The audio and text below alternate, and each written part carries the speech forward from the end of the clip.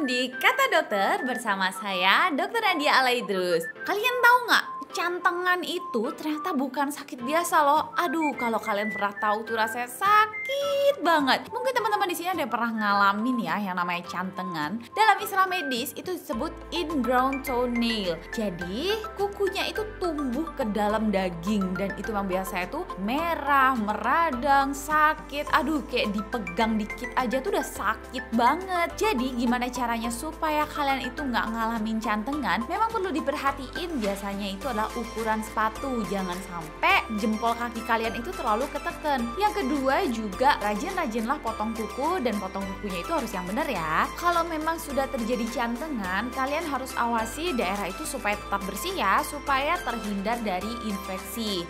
Sebelum kalian bawa nih ke fasilitas kesehatan, yang bisa kalian lakukan di rumah yaitu biasanya merendam dengan air hangat. Baru setelah itu sebaiknya segera dibawa fasilitas kesehatan supaya diberikan terapi lanjutan.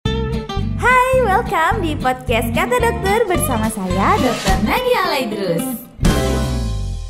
Nah, di episode kali ini kita akan bahas sesuatu yang seru banget, yaitu tentang mitos fakta tindihan. Aku yakin deh kalian semua yang dengerin ini pasti pernah ngalamin yang namanya tindihan. Nah, yang lucunya lagi nih, mitosnya di Indonesia tuh ada yang bilang ditindihin setan, ditidurin setan. Aduh, pokoknya macam-macam dah mitosnya. Apa sih sebenarnya yang terjadi di tindihan? Sebelum kita bahas secara medis, kalian perlu tahu dulu bahwa di beberapa negara di dunia ini itu ternyata punya istilah sendiri loh buat tindihan. Aku bakal bacain beberapa negara yang terkenal nih dan apa yang terjadi di sana. Yang pertama adalah di Turki. Ternyata di Turki itu tindihan itu adalah karabasan. Munculnya sosok hantu jin ya. Kalau di Indonesia kita bilang jin, kalau di Turki itu jin. Terus kalau di Afrika itu juga ada namanya mazikira. Jadi mereka itu didatengin oleh setan atau penyihir jahat. Aduh, serem banget gak sih? Dan beberapa negara nih, kayak di negara barat, di Cina, bahkan di Laos dan Kamboja itu juga ada nih tentang fenomena tindihan. Kenapa sampai dia itu terkenal ya? Karena memang siapapun dia itu biasanya pernah ngalamin tindihan. Sekarang kita lanjut ya tentang apa sih sebenarnya yang terjadi saat kita itu tindihan. Jadi tindihan itu dalam istilah medis itu disebut dengan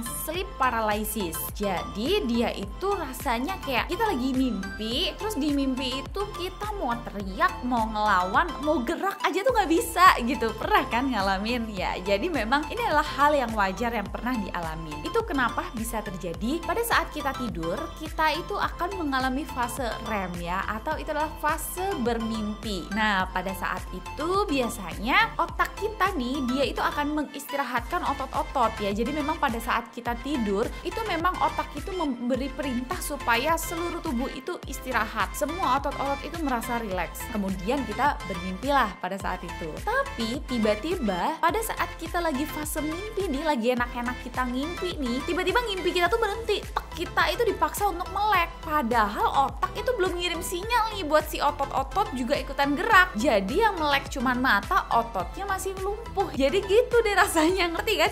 Jadi kita kayak mau melek tapi badan kita nggak bisa gerak karena memang otak belum mengirimkan sinyal ke otot-otot untuk bergerak. Nah, inilah yang kenapa disebut dengan tindihan. Apa nih yang bisa kita lakukan kalau misalnya kita lagi tindihan? Oke, jadi pada saat kita tindihan kita harus tetap tenang ya. Karena sebenarnya itu adalah hal yang normal terjadi ya. Jadi kita pokoknya tetap tenang, tetap relax, maksudnya tetap kita tarik nafas, karena biasanya setelah 2-3 menit itu semuanya akan kembali normal. Jadi keep calm. Nah, biasanya itu penyebabnya apa sih? Jadi penyebabnya dari sleep paralysis itu biasanya memang bisa karena kita kelelahan ya. Kadang kalau kita tidurnya kecapean atau kita itu kurang tidur, itu bisa kita itu menyebabkan sleep paralysis atau disebut dengan tindihan. Makanya sebaiknya kita itu mempunyai tidur yang cukup nih. Berapa lama tidur yang cukup setiap harinya? Untuk orang dewasa itu 7-9 jam adalah waktu yang cukup untuk tidur. Jadi jangan begadang. Nah, kemudian juga halusinasi. Itu juga bisa menyebabkan kita ngalamin tadi. Biasanya nih kebanyakan yang ngalamin sleep paralysis paralysis itu pasti ngalamin mimpinya apa ya? Ya ketemu setan atau ketemu penjahat gitu ya. Terus kita nggak bisa ngelawan ya, atau hal-hal yang menakutkan lainnya lah. Pokoknya biasanya serem deh mimpinya. Kalau ditanya ini bahaya nggak? Biasanya sih nggak bahaya, cuman kadang biasanya bisa menyebabkan kayak perasaan traumatis kayak gitu ya. Dan biasanya bikin kita kayak moodnya down gitu ya. Kayak aduh gue barusan mimpi buruk nih. Nah kadang memang membuat kita merasa kayak gitu. Terus apalagi sih yang kita butuhkan